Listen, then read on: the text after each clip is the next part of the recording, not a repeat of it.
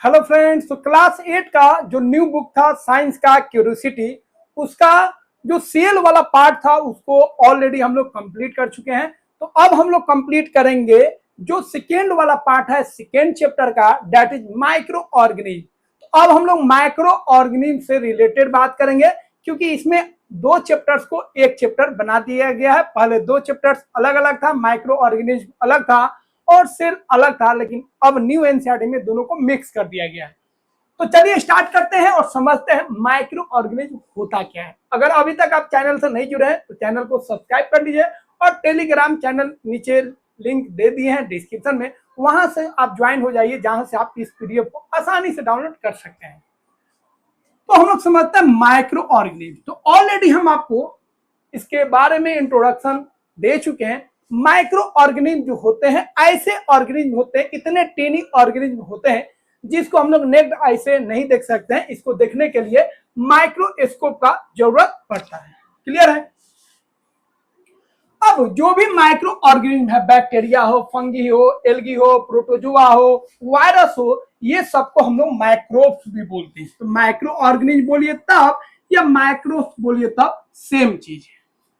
अब ये जो माइक्रो ऑर्गेनिज्म है ये कितने सेल से बने होंगे, दैट मीन्स ये यूनिसेलुलर है कि मल्टी सेलुलर है। तो याद रखिएगा, ये जो ऑर्गेनिज्म है माइक्रो ऑर्गेनिज्म, ये यूनिसेलुलर भी हो सकते हैं और मल्टी सेलुलर भी हो सकते हैं। लेकिन हम लोग में जितना सेल होता है या एक चींटी में जितना सेल होता है उतना सेल उनमें नहीं होगा। एक सेल से बने होंगे तो यूनिसेलुलर होंगे, मल्टी सेलुलर भी होंगे तो कुछ सेल से वो बने होंगे, क्योंकि उनका साइज जो होता है बहुत ही छोटा होता है, जिस वजह से हम उसको नेक्ड आई से नहीं देख पाते हैं। ठीक है, तो इसलिए नहीं देख पाते क्योंकि उनका साइज बहुत छोटा है। मल्टी सेलुलर भी होंगे तो ज्यादा नंबर ऑफ सेल से वो नहीं बने होंगे, वेरी फ्यू सेल से वो बने होंगे, इसीलिए वो नेक्ड आई से नहीं दिख पाते। उनको देखने के लिए माइक्रोस्कोप का जरूरत पड़ता है। अब हम लोग बात करेंगे होते कहां पे, माइक्रो ऑर्गेनिज्म कहां पे एग्जिस्ट करते हैं। तो माइक्रो ऑर्गेनिज्म हर एक जगह है, सॉइल में भी है, एयर में भी है, वाटर में भी है, और ये जो एटमोस्फेयर है, एयर है, वहां पे भी है। मतलब माइक्रो ऑर्गेनिज्म आपका सब जगह मिल जाएगा।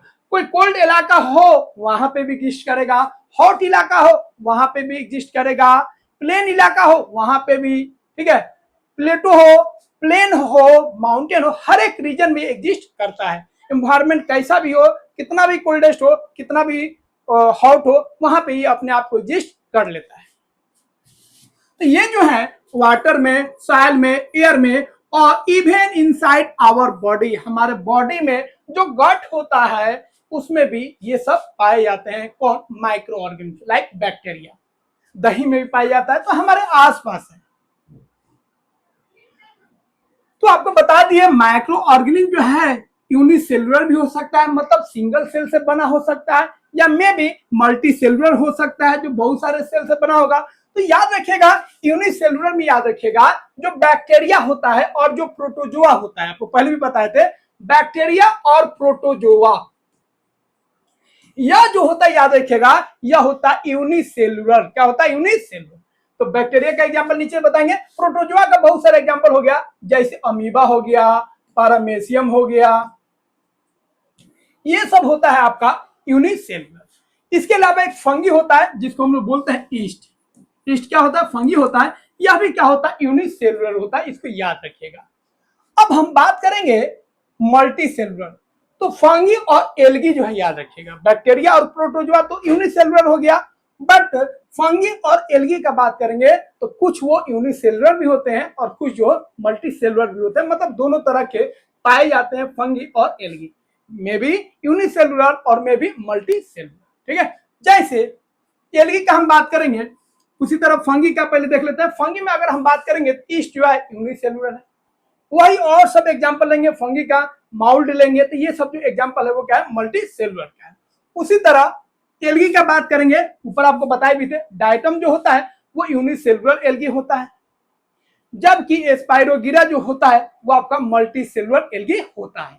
तो एल्गी और फंगी मे बी यूनिसेलुलर और maybe multicellular, but bacteria and protozoa are unicellular. Examples of protozoa are paramecium and east.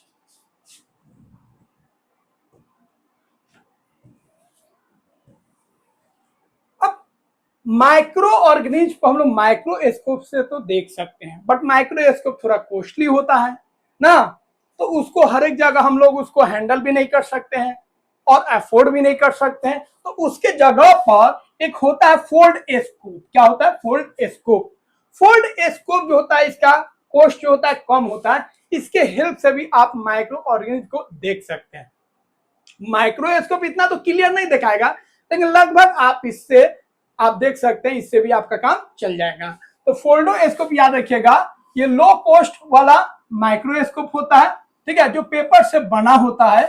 और यह जो माइक्रोस्कोप ओरिजिनल जो होता है लैब वाला, उस तरह तो नहीं हो पाएगा, उतना क्लियर तो नहीं दिखा पाएगा, लेकिन इतना दिखा पाएगा जिससे आप माइक्रो ऑर्गेनिज्म को देख सकते हैं और माइक्रो ऑर्गेनिज्म का जो वर्ल्ड है उसको आप एक्सप्लोर कर सकते हैं। आपको बता दिए डाइवर्सिटी जिस तरह एनिमल में होता है, प्लांट्स में होता है, अलग अलग टाइप्स के प्लांट्स है, अलग अलग टाइप्स के एनिमल्स है, उसी तरह माइक्रो ऑर्गेनिज्म में भी डाइवर्सिटी होता है। अलग अलग तरह के माइक्रो ऑर्गेनिज्म पाएंगे, जिनका साइज अलग है, शेप अलग है, स्ट्रक्चर अलग है और उनका जो रहने का इन्वायरमेंट है वो अलग अलग है। उसको हम लोग डिस्कस करेंगे। कुछ जो है हॉट वाटर में रह सकते हैं, कुछ जो है स्नो कोल्ड वाले जोन में रह सकते हैं और कुछ जो है मॉडरेट टेम्परेचर में भी रह सकते हैं। कोल्ड एरिया में भी रह जाएंगे, हॉट एरिया में भी रह जाएंगे, और अगर टेम्परेचर इन्वायरमेंट मॉडरेट हो तो वहां पे भी ये आसानी से एग्जिस्ट कर लेते हैं। चलिए अब कुछ शेप्स को ध्यान रखेंगे जो एनसीईआरटी में दिया है। देखिए बैक्टीरिया जो है ना, 3 तरह का होता है। ये फेमस बैक्टीरिया, और भी टाइप्स के बैक्टीरिया होते हैं, बट ये तीनों जो है बहुत ही फेमस है। एक हो गया आपका कोकी या कोसी, जो मन करे कह लीजिए, एक हो गया आपका बैसिली और एक हो गया आपका स्पाइरोकेट्स। ये जो होता है कोसी जो होता है, यह जो होता है स्फेरिकल शेप का होता है। कौन शेप का? स्फेरिकल शेप का होता है। इसका स्फेरिकल शेप हो गया। और बैसिली जो है वो आपका रॉड शेप का होता है। कौन शेप का? रॉड शेप का होता है। और जो स्पाइरोकेट्स होता है वो आपका स्पाइरल शेप का होता है। कौन शेप का? Spiral shape. तो स्पाइरल शेप में भी है बैक्टीरिया, रॉड शेप में भी है और स्फेरिकल शेप में भी है। इसी तरह और भी माइक्रो ऑर्गेनिज्म को आप आसानी से देख सकते हैं। जैसे यह दोनों जो है एल्गी है, याद रखिएगा। एक हो गया आपका क्लेमाइडोमोनास और एक हो गया आपका स्पाइरोगीरा। ये दोनों जो है एल्गी है। देखिए कितना अलग शेप है, ठीक है। उसी तरह प्रोटोजोआ में अमीबा और पैरामीशिया, इसको आगे हम लोग डिस्कस करेंगे। ये आपका हो गया प्रोटोजोआ। उसी तरह यहाँ पे जो आप देख रहे हैं तीनों, ये आपका हो गया फंगी। क्या हो गया? फंगी। तो ये जो है ब्रेड माउल्ट, आगे डिस्कस करेंगे, जो ब्रेड पे उगता है। फंगी हो गया, ये भी पेंसिलियम जो है ये भी एक फंगी हो गया, और एस्परगिलस जो है ये भी आपका क्या हो गया? फंगी हो गया। तो ये आपका हो गया बैक्टीरिया, ये हो गया एल्गी, ये हो गया प्रोटोजोआ और ये हो गया आपका फंगी। तो इस स्ट्रक्चर को और इस नाम को आप ध्यान रखिएगा, क्योंकि ये सब नाम आपको आगे वाला क्लास में बार बार मिलेगा, ठीक है। तो प्रोटोजोआ, अमीबा और पैरामीशियम तो फेवरेट है, वो जरूर ध्यान रखिएगा। उसी तरह ब्रेड माउल्ट जो है ये भी आपका फेमस है, ये भी बार बार आएगा। और पेंसिलियम जो है ये भी आपका बार बार आएगा। इसी से जो एंटीबायोटिक होता है पेंसिलिन, इसी फंगी से बनाया जाता है। अब कुछ एक्टिविटी द्वारा हम लोग देख सकते हैं। अब बैक्टीरिया जो है या माइक्रो ऑर्गेनिज्म जो है हर एक जगह है, एयर में भी है, सॉइल में भी है और वाटर में भी है। तो कुछ वाटर को हम लोग क्या करेंगे? कलेक्ट करेंगे। तो पॉन्ड से या कोई ऐसा जगह, ठीक है, जहां पे पानी पूरा फ्रेश नहीं हो, वहां से आपको क्या करना है? ठीक है, वाटर को कलेक्ट कर लेना है। ठीक है, वाटर को क्या करना है? कलेक्ट कर लेना है। और उसमें से एक बूंद जो है, एक ड्रॉप जो है, आपको क्या करना है? ठीक है, ग्लास का जो स्लाइड होता है, ग्लास स्लाइड पर रखना है, फिर उसको कवर स्लिप से उसको कवर कर देना है, फिर उसको माइक्रोस्कोप या फोल्ड स्कोप, ठीक है। तो अच्छा होगा जो आपके स्कूल में आए तो माइक्रोस्कोप यूज कीजिए। माइक्रोस्कोप से जब देखेंगे तो उसमें पाएंगे बहुत सारा उसमें माइक्रो ऑर्गेनिज्म है। तो पानी में भी है। उसी तरह जब आप सॉइल का सैंपल लीजिएगा ना, तो सॉइल का सैंपल कैसे रखेंगे उसको देख लीजिए। सॉइल लेंगे और पानी लेंगे, ठीक है, पानी फ्रेश होना चाहिए। तो पानी फ्रेश ले लीजिए और उसमें सॉइल को मिक्स करके थोड़ा सा आप स्टीरिंग कर दीजिए ताकि वो मिक्स हो जाए, ताकि सॉइल में जो भी बैक्टीरिया है वो पानी में मिक्स हो जाए। उसके बाद इसमें से ये जो पानी है ऊपर से आपको एक ड्रॉप लेना है और फिर उस तरह ग्लास स्लाइड पर रखना है, फिर उसको कवर स्लिप से ढक देना है, फिर उसको माइक्रोस्कोप से देखेगा तो आपको बहुत सारा, ठीक है, क्या मिलेगा, बहुत सारा माइक्रो ऑर्गेनिज्म मिलेगा। पॉन्ड वाटर में आप देखिएगा तो आपको प्रोटोजुआ मिलेगा और क्या मिलेगा, एल्गी। तो प्रोटोजुआ और एल्गी आपको दिखेगा पॉन्ड वाटर में। सॉइल वाला सैंपल लेके माइक्रोस्कोप में देखेंगे तो आपको फंगी मिलेगा, एल्गी मिलेगा और बैक्टीरिया मिलेगा, ठीक है। तो यहाँ पे बैक्टीरिया भी मिलेगा और फंगी तो मिलेगा ही, उसके अलावा आपको क्या मिलेगा, एल्गी मिलेगा। तो ये तीनों माइक्रो ऑर्गेनिज्म आपको सॉइल वाला जो सैंपल है उसमें आपको मिल जाएगा।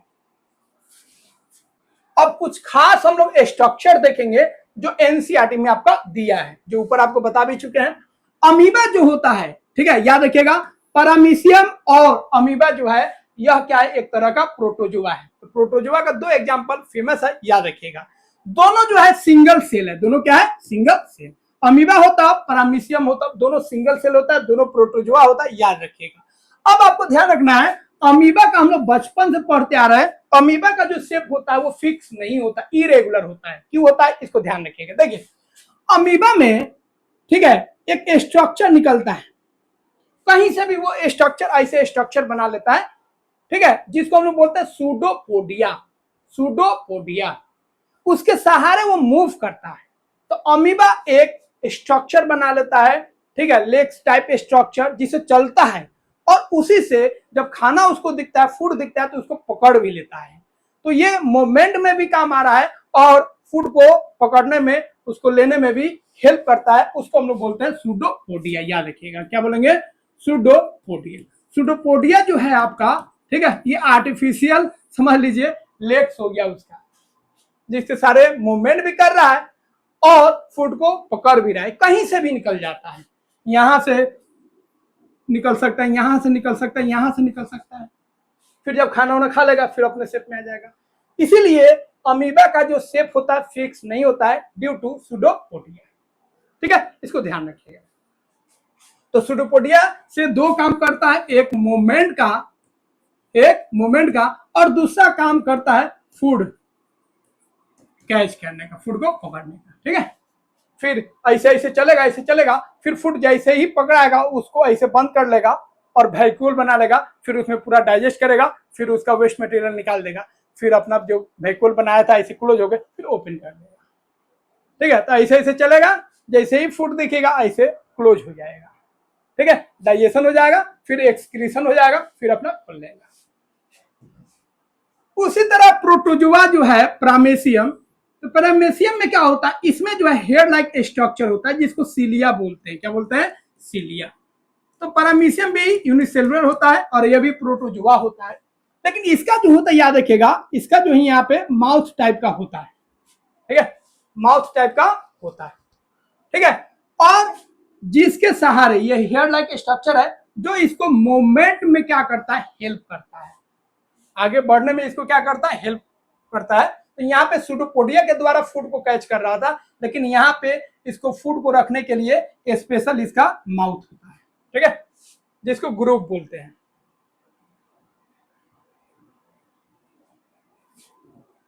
अगला है एल्गी। एल्गी, यह जो आप देख रहे हैं, एल्गी मल्टी सेलुलर भी हो सकता है, यूनिसेलुलर भी हो सकता है। यह जो आप एल्गी देख रहे हैं, ये आपका क्या है, यूनिसेलुलर, सिंगल सेल है। यह जो है ग्रीन दिखता है क्योंकि इसमें क्लोरोफिल है, इसमें क्या है, क्लोरोफिल, ठीक है। इसमें जो मूवमेंट होता है, इसमें स्पेशल स्ट्रक्चर जो देख रहे हैं, इसके सहारे ये क्या करता है, मूवमेंट करता है। तो एल्गी में याद रखिएगा क्लोरोफिल होता है, इसका मतलब ये अपना खाना खुद बना सकता है। अब हम लोग ऐसे ऑर्गेनिज्म को देखेंगे, माइक्रो ऑर्गेनिज्म जो सॉइल में पाए जाते हैं। तो सॉइल में जो होता है, याद रखिएगा, फंगी, दो तरह का फंगी आपको ध्यान रखना है। माउल्ड दो तरह के, एक ब्रेड माउल्ड होता है और एक आपका सिंपल माउल्ड होता है। ब्रेड माउल्ड का मतलब हो गया जो ब्रेड पर, रोटी पर, ब्रेड पर उसको आप छोड़ दीजिएगा, उसको थोड़ा सा मॉइस्चर पड़ जाएगा तो उसमें जो भुवरी लगता है व्हाइट व्हाइट, उसी को हम बोलेंगे ब्रेड माउल्ड। यह जो होता है, याद रखिएगा, इसमें जो स्ट्रक्चर आप देखिएगा ऐसे स्फेरिकल टाइप का होगा, ठीक है, जिसको फिलामेंट बोलते हैं। इसमें ब्रांच फिलामेंट होगा जिसमें क्लोरोफिल आपका, ठीक है, नहीं होगा, इसमें क्लोरोफिल नहीं होता। फंगी में याद रखिएगा क्लोरोफिल नहीं होता है, एल्गी में क्लोरोफिल होता है। तो फंगी भी प्लांट्स है, एल्गी भी प्लांट्स है, बट ठीक है, फंगी में आपका क्लोरोफिल नहीं होता है, मतलब वो फोटोसिंथेसिस नहीं कर सकता है। लेकिन एल्गी में ग्रीन पिगमेंट्स क्लोरोफिल होता है, जिसके वजह से वो अपना फोटोसिंथेसिस कर सकता है, अपना खाना खुद बना सकता है। माउल्ट वाला हम देखेंगे, ठीक है। ये जो होता है स्ट्रक्चर आप देखिएगा, ये भी ब्रांच में होगा, लेकिन इसमें आपका फिलामेंट नहीं होगा, या जो है ब्रश लाइक स्ट्रक्चर होगा। क्या होगा? ब्रश लाइक स्ट्रक्चर होगा, और दोनों में क्लोरोफिल नहीं है। फंगी में क्लोरोफिल नहीं है। फंगी का एक और एग्जांपल होता है मशरूम, हाँ, सांप का छाता जिसको हम लोग बोलते हैं, मशरूम, जो गोबर पे, डंग पे, या पेड़ पौधा पे, या कोई लकड़ी सड़ रहा है उस पे, भूसा उसा उस पे आपको दिख जाएगा, खास तौर पे बरसात में, रेनी सीजन में। एल्गी की बात करेंगे, या एल्गी जो है ये हम लोग के आसपास होता है। काई, काई जिसको हम लोग बोलते हैं, चापाकल के पास जो ग्रीन ग्रीन ग्रीन ग्रीन मखमल की तरह जो लेयर बनता है, मखमल एकदम चिकना रहता, बस पैर पड़ना चाहिए, पैर पड़ेगा और कहां जाइएगा पता नहीं चलेगा, पैर फिसल जाता है, तो बहुत ही स्लिपरी होता है। तो वो आपका जो काई होता है, उस वो जो होता है एल्गी होता है, ठीक है। तो यह जो होगा आपका पूरा एस्फेरिकल शेप का होगा, और इसमें क्लोरोफिल होता है, एल्गी में होता ही है, ठीक है। और ये आपका थोड़ा सा एस्फेरिकल शेप का होगा, ठीक है, बहुत छोटा छोटा शेप का आपको दिखेगा। तो इसको आप देख सकते हैं, क्योंकि ये मल्टी सेलुलर होता है। बट ऊपर वाला जो था एल्गी, उसको आप नहीं देख पाएगा, क्योंकि वो यूनिसेलुलर होता है, सिंगल सेल्ड माइक्रो ऑर्गेनिज्म होता है। बैक्टीरिया का बता दी, अलग अलग शेप देखे, स्फेरिकल शेप वाला भी देखे, कोमा शेप देखिए, कोमा जिस हम लिखते हैं उस शेप का भी बैक्टीरिया होता है। स्पाइरल शेप तो हम लोग ऊपर देखे हैं, उसी तरह रॉड शेप का भी अलग अलग शेप का बैक्टीरिया होता है। इसमें भी हेयर लाइक स्ट्रक्चर होता है बैक्टीरिया में। अगला हम लोग बात करेंगे वायरस ना, नाम सुन के ही मतलब लोगों में सनसनी आ जाता है कि वायरस जो है बहुत ही डेंजर होता है, और इसकी वजह से बहुत ज्यादा बीमारी भी होता है। तो कुछ साल पहले जो 2020-19 के आसपास जो कोविड आया था, कोरोना आया था, वो किसके वजह से था? वायरस की वजह से। तो वायरस की वजह से बहुत सारे ऐसे डिजीज हैं जो बहुत ही डेंजर है, लाइक एड्स, कैंसर, बहुत सारे डिजीज हैं जो किसके कारण होते हैं? वायरस के कारण होते हैं।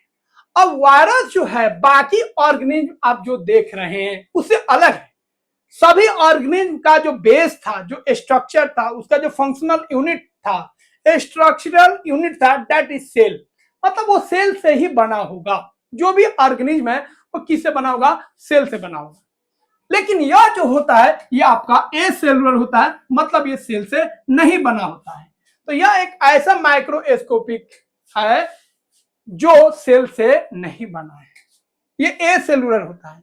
मतलब आप कह सकते हैं अगर ये लिविंग पे रहेगा, लिविंग पे रहेगा, जैसे हम लोग के ऊपर रहेगा, किसी प्लांट्स के ऊपर रहेगा, किसी बैक्टीरिया के ऊपर रहेगा, तो ये लिविंग की तरह बिहेव करेगा। लेकिन अगर ये नॉन लिविंग पे रहेगा तो फिर ये नॉन लिविंग की तरह ट्रीट करेगा। मतलब ये दोनों के बीच में इंटरमीडिएट है, between living and non living भी है।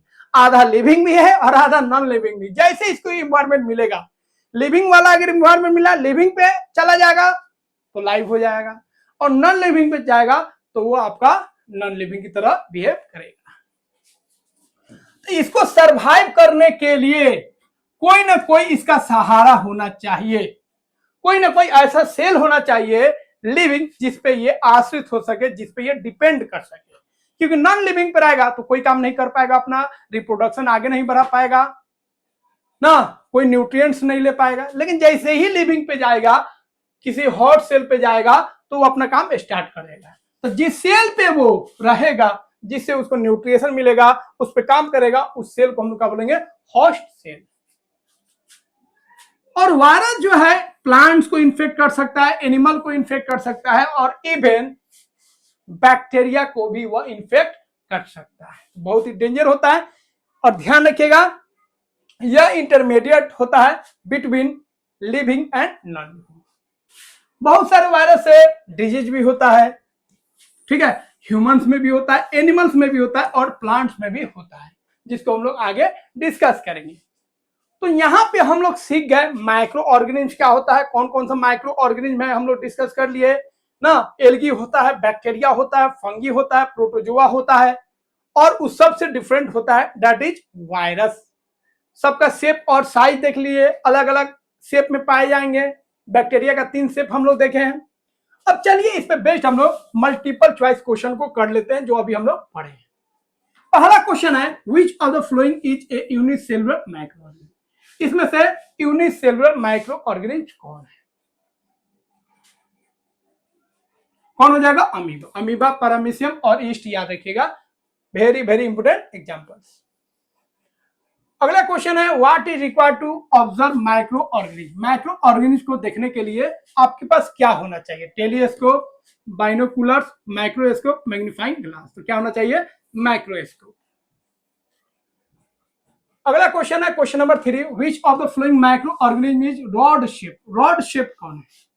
तो कोकी जो होता है वो आपका क्या होता है? स्फेरिकल होता है। स्पाइरल जो होता है वो स्पाइरल शेप का होता है, और बैटली जो होता है ये आपका क्या होता है? Rod shape. ये बैक्टीरिया है तीनों। अगला है which tool is low cost foldable microscope. कौन सा माइक्रोस्कोप जो होता है लो कॉस्ट का होता है, ठीक है, और फोल्डेबल होता है, आप उसको फोल्ड भी कर सकते हैं, पेपर का बना होता है, तो उसको क्या बोलते हैं? फोल्डेस्कोप बोलते हैं।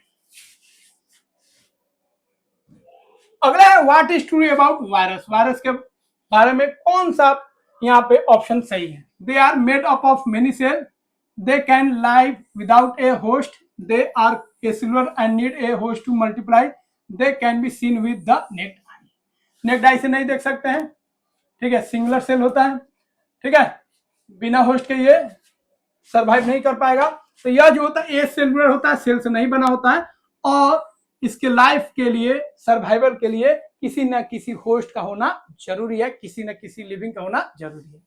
तो फ्रेंड्स यहाँ पे हम लोग सेल के रिगार्डिंग जो बेसिक पॉइंट था उसको हम लोग कंप्लीट कर चुके हैं, और उस पर बेस्ड मल्टीपल चॉइस क्वेश्चन भी किए हैं। तो आप इसको अच्छा से नोट्स कर लीजिए कल के लाइव क्लास में, क्योंकि आज का लाइव क्लास हुआ नहीं है, उसके बदले हम आपको ऑफलाइन करा दिए हैं, मतलब अपलोडेड वीडियो में करा दिए हैं, क्योंकि नेटवर्क नहीं था।